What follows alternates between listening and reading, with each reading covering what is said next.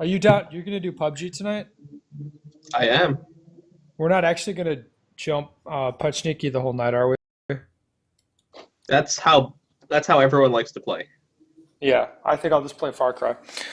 Anyway, welcome to the Practical Pistol Show. My name is Ben, here to answer your shooting questions. On deck today, we've got two Canadians and two Americans. Yes, Pretty cool. it shouldn't be though. I mean, in fairness, It's the Canadian way. it is the Canadian ways to be very fair. uh, from Alberta, we have Mr. Jeff. Say hello. Hello. And from Quebec, The hipster town, Mon- Montreal. Montreal is kind of a hipster town. What's going on with your hair, dude? Oh man, it was just I came back from the range and I just took a shower. So No, I'm new. I think you went like a French power with the haircut or something. oh, okay. Well, it's too short, eh? You said that. I don't know if it's too short. It just looks like you don't like people that are of a different color than you. Oh my I don't know if gosh. that's too short. It just looks really short. That's all. Okay. Move along. Okay. And from Missouri, Mr. Matt Hopkins. Hi. Hi. Okay. And yeah, well, I'm also here, but that doesn't really matter. All right, let's get to the questions, boys. Unless we have, does anybody have any announcements? Alex, you're going to Area 6. Yep. Fascinating. Matt, are you going to that? No, I'm not. Oh, good. And Jeff, I presume you're not doing anything interesting. Nope, nothing at all. All right, good. That's what I like to hear. All right, here we go. Guy sent me in a couple of shooting problems he's got. Problem number one, I choke on plate racks and stars regularly. Small and large poppers, I usually go 1 for 1. Very rarely do I have to take a second shot on a popper.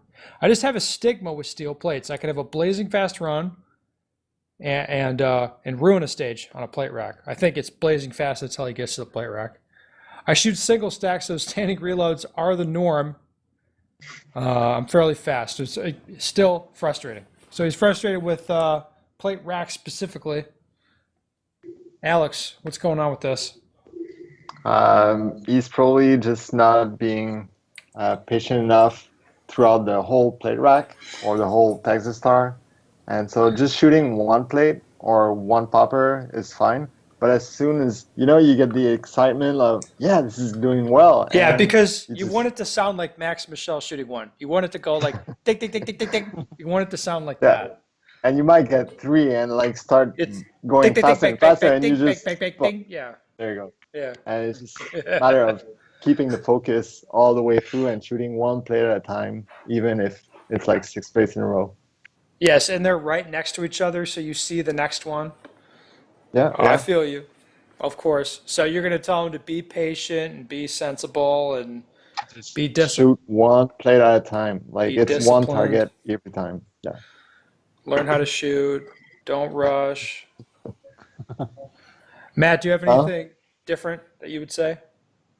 Not really. I mean, so the problems I've had with plate racks is you get going on it and then you start looking at the plates instead of your sights, and that causes you to miss the target. So the thing I try to keep in mind is you always find the plate, then you look at the sight. So it's plate, sight, all the way through it till you get done. Jeff, That's about anything all I different to say? No, You, pretty much all of the same thing. you don't see a lot of plate racks in your matches, do you? Not in matches. We're not allowed to use plate racks in IPSC matches. Good old They are a Target good, handbook. pretty much. They are a good training tool.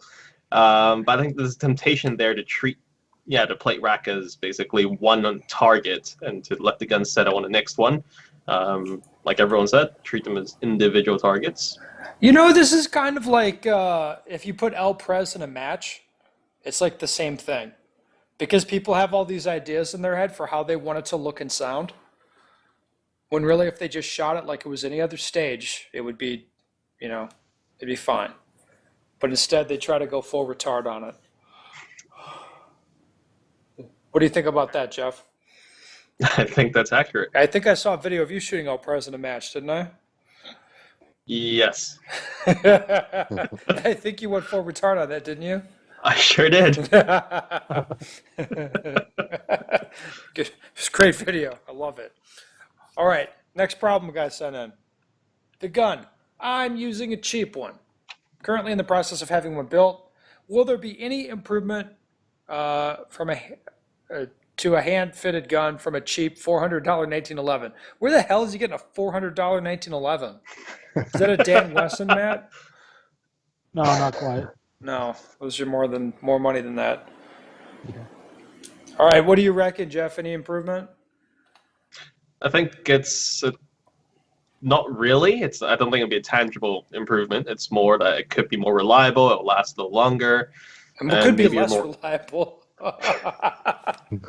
Yeah, depending on who you have it with. Yeah, I got the Sakai 1911. Like, oh fuck. Sorry, dude. yeah. I think it's more just to do with reliability and how long it'll last. And I mean, as far as it's the monkey, not the gun. And nobody disagrees with that. Well, I mean, I know nothing about 1911s, but sure, you can get maybe a better trigger and the barrel fitting might be like a better accurate gun, but it's still, you Do can you get know- a pretty decent. Well, Alex, No. let me explain to you something about 1911s. You know how in the real world, like if you buy a more expensive car, you expect it to be better? Okay, I see where 1911s you're don't going. work that way. Oh, okay. They work the opposite of what you think. It's just like it's like a crapshoot every time you get one of those things. Either they run or they don't, and I'm not sure that it's correlated at all with how much the fucking thing costs. So if this dude has a cheap 1911 that runs, that you know he knows the gun and he did something to the trigger and it works well. No, he's not going to get any improvement over a more expensive gun or with a more expensive gun. It's not going to happen.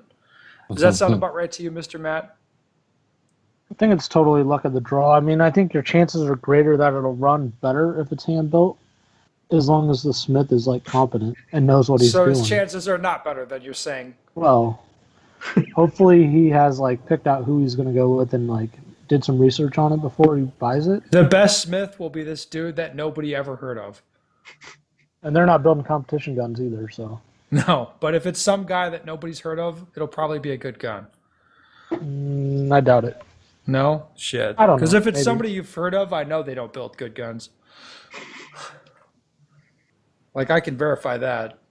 Yeah. Anyway. All right. Shit. Are all you guys familiar with the doubles drill? I've Yeah, only you read are. about it. All right. So, well, maybe the audience isn't, but I think I've explained it on enough podcasts. They should be. But here's a question.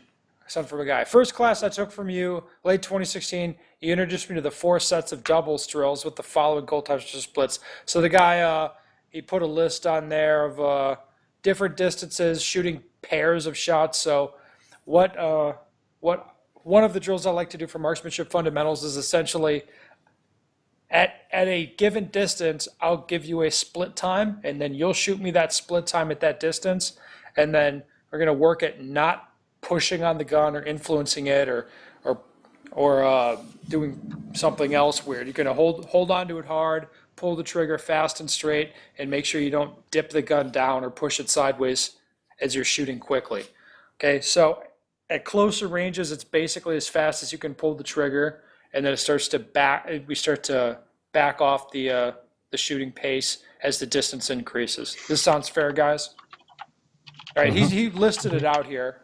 Not sure it really matters, but here's the question.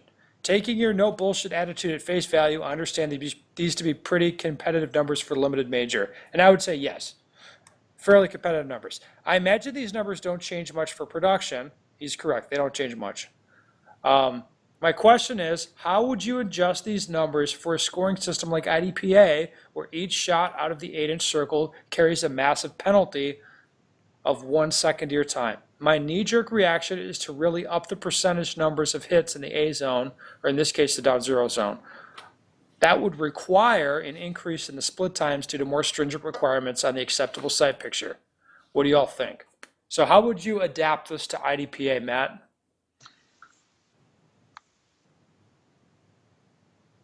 I mean, the A zone's smaller in IDPA, so I mean, maybe It's less less percentage. surface area, but it's more concentric, if that makes sense. It's a concentric circle. Yeah, but I mean, it's still less area. Yes. So I would say there would probably be no adjustment for it. Just use it down 0. If you're shooting into the D and like -3, I mean That's real can't bad. even like, yeah, you can't even work with that. You got to get better, I guess. Sorry, So how would you adjust the split times? you wouldn't. He says no. You said you would not adjust the times. No, I don't think so. So you'd still be shooting like 1/3 of a second splits at like 25 yards. It'd be like pop, pop at 25.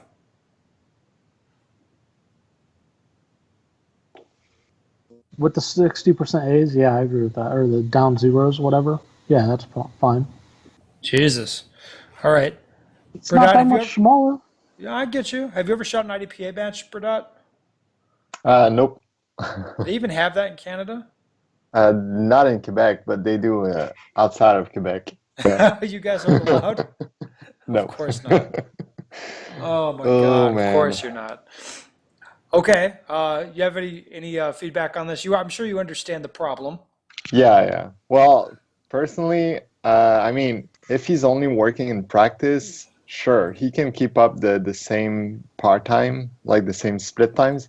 But if he's really looking for the game of IDPA, I would like close targets. I wouldn't change the split times. But the further you go, like you really want to emphasize shooting alphas or like the no down 0 thing zone. So yeah, for sure, I would increase a little bit the split times. I mean, to be a little more fair, but I would expect a better ratio of alphas.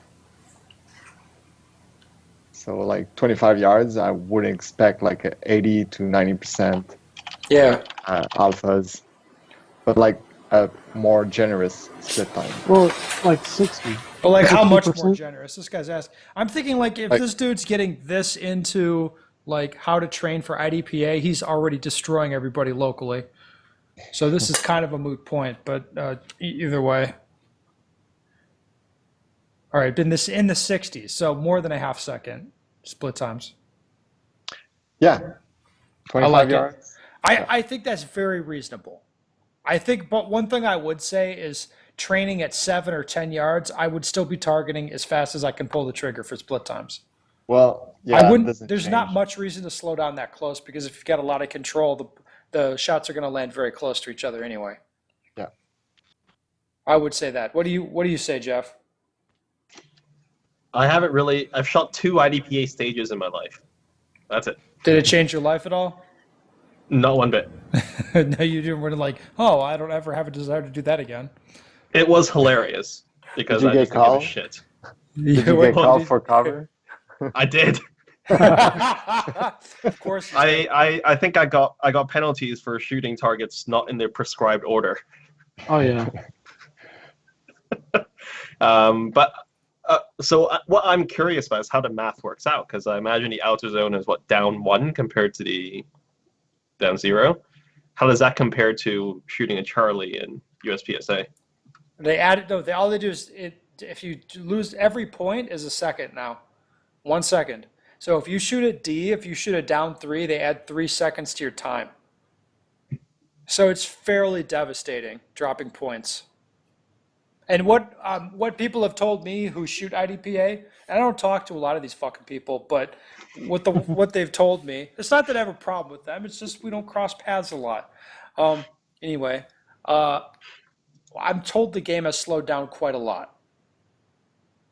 Like it's slowed things down dramatically. Right. So I mean, and that is kind of what you think. Like, yeah, it's gonna slow things up. So. Yeah, basically, I would if I was shooting IDPA with that scoring system, it's like every single shot I fire, I'm trying to put it in the down 8. I would effectively not really care how long it takes.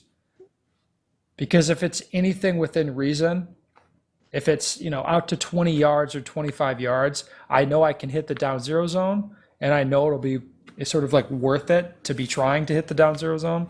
So I'll be trying to shoot all down zeros, irrespective of how long I feel like it's taking. That's a one hit factor then, right? Essentially, Yeah. right? That's one way of thinking about it, yeah. Another way of thinking about it is like this. Normally shooting USPSA or IPSC, if you've got a field course, let's say it's a 20-second stage, if you can push it a little bit and shoot it in 17 seconds, where you move through quicker and you drop a couple Charlies, drop 2-3 Charlies extra, forget about what division you're in. You shoot 2 or 3 extra Charlies and you shoot a 17 instead of a 20, you're going to come out way ahead. In IDPA, this is not the case.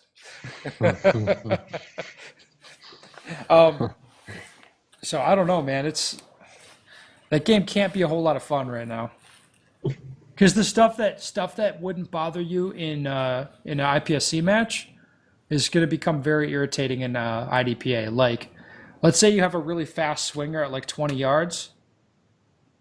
Like, if you put a down 1 and a down 3 on it, like, that's basically going to fuck that stage for you. Right. Yeah, so I can't imagine that game's a whole lot of fun. And they actually found a way to make IDPA less fun than it was, which is kind of an achievement in a way, if you think about it. Whatever. All right, let's get to this last question, which I think is kind of interesting. Should it concern me that the experts at my gun range have never heard of USPSA or IDPA? And interestingly, this guy put experts in quotation marks. What a dick. Right. I asked several people, and none of them had any idea what I was talking about. I can't imagine people in the shooting industry have never heard of the largest shooting sports associations in the country. How could I trust their advice on anything shooting related? This is a large gun range in Northern Virginia, within 10 miles of NRA headquarters, for God's sake. I imagine we're going to get a different answer from the Canadian guys on this. But Jeff, what would you say about this? If you go to, do you know anybody who's not heard of IPSC? The ranges I go to, it's a sport where we shared a range. So simply by being there, people have heard of it. But outside of the ranges I go to, there are definitely people that have never heard of this. Would you consider them experts? I guess I wouldn't. I mean, to be honest, I guess I wouldn't. I mean, these are people that in their own right are gun enthusiasts, sure, who enjoy shooting, who shoot whatever discipline they want to. If it's nothing more than plinking at pop cans, that's okay too. But, I mean, I guess I wouldn't consider them experts. Yeah? Okay, what do you think, Bertie? Well, I wouldn't trust them with handgun advice, because if they shoot handguns and they never heard of USPSA or IDPA, well, I mean, maybe they're doing like PPC or some bullseye Olympic shooting. They could be useful for maybe marksmanship or accuracy at long distance, but even then, they're the kind of guys you see at the range. They know it all. They've seen it all, but no, they don't get it. Okay. Yeah. What about you, Hopkins? What do you say about this? I think it's hard to believe that they haven't heard of it. They could be like not Really? recognizing it. Yeah. Okay. Like, hold on. Put out the scenario where someone doesn't know about it. Like, how would that happen? Like, let's say they're into tactical shooting. They've still had to have heard of the sport. I don't know. I would think so. You think that they could actually not heard of it? I am. Yes, there's some people who you'd consider them a good tactical shooter, maybe even call them an expert, and they might not have heard of. I can see that. That's plausible. I've met a few of those people that have not heard of USPSA or IDPA. I've met a few of them. I find that less easy to believe now with how prevalent shooting crap is on social media, and how this stuff has kind of collided a lot, hasn't it? But I could see it. I mean, I wouldn't necessarily disqualify them, but I would be like this guy. Like, I have concerns, like that, and anybody like. I don't walk into a shooting range and tell people that I'm an expert at shooting. I just don't do that. You know what I mean? So somebody that does do that, I would be kind of thinking like, why would he give a fuck what I think, you know? What are you checking on, Jeff? Making plans for PUBG. Oh, that's good. I'm gonna do that.